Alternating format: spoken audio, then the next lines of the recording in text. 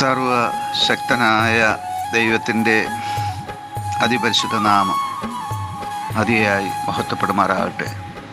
കർത്താവിൽ പ്രിയ ദൈവമക്കളെ, നിങ്ങൾക്കേവർക്കും ജീസസ് വോയിസ് മെസ്സേജ് എന്ന പ്രഭാത ദൈവവചന ധ്യാന ശുശ്രൂഷയുടെ പുതിയൊരു എപ്പിസോഡിലേക്ക് സ്നേഹത്തോടെ സ്വാഗതം. അല്പസമയ ധ്യാനത്തിന് ഒരു തിരുവചനം വായിക്കുന്നു. അപ്പോസ്തലനായ പൗലോസ് എബ്രായർക്ക് എഴുതിയ ലേഖനം അധ്യായം 13 വാക്യം 6. ആകയാൽ കർത്താവ് എനിക്ക് തുണ, ഞാൻ പേടിക്കയില്ല, മനുഷ്യൻ എന്നോട് എന്തു ചെയ്യും എന്ന് നമുക്ക് ധൈര്യത്തോടെ പറയാം. കർത്താവിൽ പ്രിയരെ, നാം വായിച്ചു കേട്ട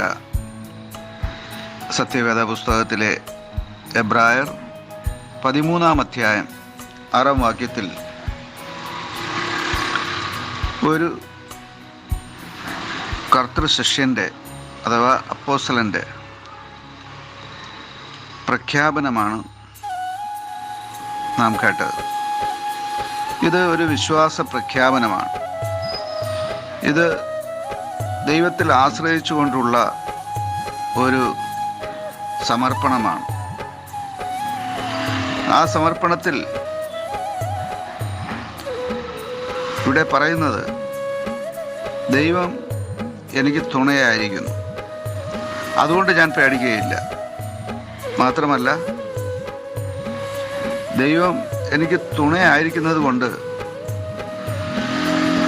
മനുഷ്യൻ അഥവാ മറ്റു മനുഷ്യർ, എൻ്റെ ശത്രുക്കൾ എന്നോട് എന്തെങ്കിലും ചെയ്യുമെന്ന ഭയം എനിക്ക് വേണ്ട. ഇത് അപ്പോസ്തലനായ പൗലോസ് മാത്രമല്ല, ഓരോ മനുഷ്യനും ഏറ്റുചൊല്ലേണ്ട ഒരു വചനമാണ്. ദൈവം നമുക്ക് പ്രതികൂലമെങ്കിൽ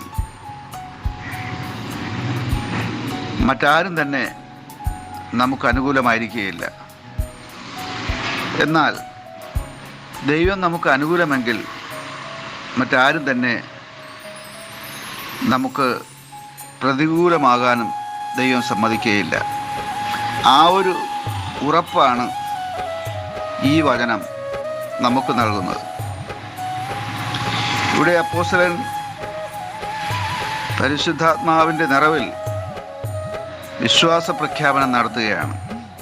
അദ്ദേഹം പറയുന്നു, ദൈവം എനിക്ക് തുണയായിട്ടുണ്ട്, അതുകൊണ്ട് ഞാൻ പേടിക്കുകയില്ല. മറ്റു മനുഷ്യരെ എനിക്ക് ഭയപ്പെടുവാനുമില്ല. അവർക്ക് ദൈവം അറിയാതെ എന്നോട് എന്തു ചെയ്യാനാണ് സാധിക്കുക എന്ന് നമുക്ക് ധൈര്യത്തോടെ പറയാമോ? ഈ ഏറ്റുപറച്ചിൽ നമുക്ക് അത്യാവശ്യമാണ്. നമുക്ക് ധൈര്യത്തോട് പറയാമെന്നുള്ളത് വിശ്വാസ പ്രഖ്യാപനമാണ്. നാം പറയുന്നത് എന്താണ്? ചിലരെങ്കിലും പറയാറുണ്ട്, ഓ അങ്ങ് ജീവിച്ചു പോകുന്നു, എന്തു പറയാൻ, ഇങ്ങനെ അങ്ങ് പോകുന്നു. ഇങ്ങനെ അതൃപ്തിയുടെയും അവിശ്വാസത്തിൻ്റെയും വാക്കുകൾ അനേകർ പറയാറുണ്ട്. ഇവിടെ അപ്പോസ്തലൻ പറയുന്നത് ധൈര്യത്തോടെ ചിലത് പറയണമെന്നാണ്. നാം ധൈര്യത്തോടെ പറയേണ്ടത് എന്താണ്? യേശുവിനെ അഥവാ ദൈവപുത്രനെ ഹൃദയത്തിൽ സ്വീകരിച്ച ഓരോ ദൈവപൈതലും ദൈവത്തിൻ്റെ മകനും മകളുമായി തീർന്നിരിക്കുകയാണ്. അവരുടെ സംഭാഷണത്തിൽ മറ്റുള്ളവരിൽ നിന്ന് അവർ വ്യത്യസ്തരാകണം. കാരണം ക്രിസ്തു അവരിൽ വസിക്കുകയാണ്, ദൈവം അവരിൽ വസിക്കുകയാണ്, ദൈവത്തിൻ്റെ ആത്മാവ് അവരിൽ വസിക്കുന്നു. അതുകൊണ്ട് തന്നെ അവർ സംസാരിക്കുന്നത് അവർക്കും മറ്റുള്ളവർക്കും ജീവൻ പകരുന്നതാകണം. ഇവിടെ അപ്പോസ്തലൻ അപ്രകാരമാണ് പ്രഖ്യാപിക്കുന്നത്. ദൈവം എനിക്ക് തുണയായിരിക്കുന്നു, അതുകൊണ്ട് എനിക്ക് ഭയപ്പെടാനില്ല. നാം എന്താണ് പറയുന്നത്? എല്ലാം നശിക്കും, എല്ലാം പ്രതികൂലം തന്നെ, ഇല്ല എനിക്ക് മുമ്പോട്ട് പോകാൻ കഴിയില്ല, ഇങ്ങനെയൊക്കെയാണോ നാം പറയുന്നത്? എങ്ങനെയൊക്കെയാണ് നാം പറയേണ്ടത്? അപ്പോസ്തലൻ പറഞ്ഞതുപോലെ ദൈവം അറിയാതെ ഒന്നും സംഭവിക്കുകയില്ല. ആ ദൈവം എനിക്ക് തുണയായിരിക്കുന്നു, എനിക്ക് ഭയപ്പെടേണ്ട ആവശ്യമില്ല എന്ന് നമുക്ക് ധൈര്യത്തോടെ പറയാം. ആമേൻ, ആമേൻ. കൃപയേറും കർത്താവിലെൻ വിശ്വാസം, അതിനാൽ ഹൃദയെന്തു നല്ല ആശ്വാസം. ദുരിതങ്ങൾ നിറയുമി ഭൂവാസം, കൃപയാൽ മനോഹരമാ. ദുരിതങ്ങൾ നിറയുമി ഭൂവാസം, കൃപയാൽ മനോഹരമാ. കൃപ കൃപ ഒന്നെന്നാശ്രയമായി, കൃപ കൃപ ഒന്നെന്നാനന്ദമായി. വൈരികൾ വന്നാലും എതിരുയർന്നാലും കൃപ മതിയെന്നാളും. വൈരികൾ വന്നാലും എതിരുയർന്നാലും കൃപ മതിയെന്നാളും.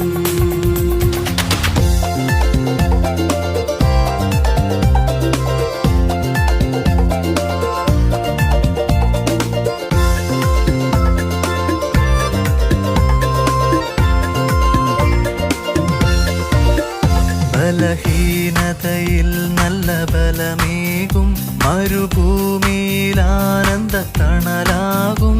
ഇരുൾ പാതയിൽ അനുദിനമൊളി നൽകും, കൃപയൊന്നെന്നാശ്രയമാ. ഇരുൾ പാതയിൽ അനുദിനമൊളി നൽകും, കൃപയൊന്നെന്നാശ്രയമാ. കൃപ കൃപ ഒന്നെന്നാശ്രയമായി, കൃപ കൃപ ഒന്നെന്നാനന്ദമായി. വൈരികൾ വന്നാലും എതിരുയർന്നാലും കൃപ മതിയെന്നാളും. വൈരികൾ വന്നാലും എതിരുയർന്നാലും കൃപ മതിയെന്നാളും.